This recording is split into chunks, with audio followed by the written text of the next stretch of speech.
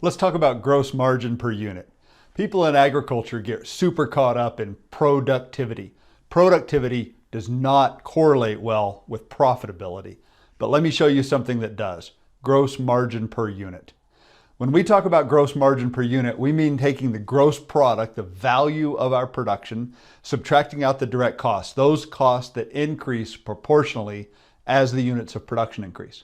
What we're left with is gross margin. Think of gross margin as the money left over to service overheads and for profit. Knowing gross margin is important, but knowing gross margin per unit tells you the economic efficiency of the enterprise relative to that unit. Maybe it's number of cows, maybe it's number of acres, maybe it's all sorts of other things. We have to know the gross margin per unit of each enterprise to make meaningful comparisons between enterprise. For example, let's say I have a cow herd that has a gross product of $100,000. That's the total value of production. There was $30,000 of direct costs, things like feed, vet, marketing, trucking. That leaves me $70,000 for gross margin. So $70,000 is good to know, but I can't make comparisons across enterprise very meaningful with that number.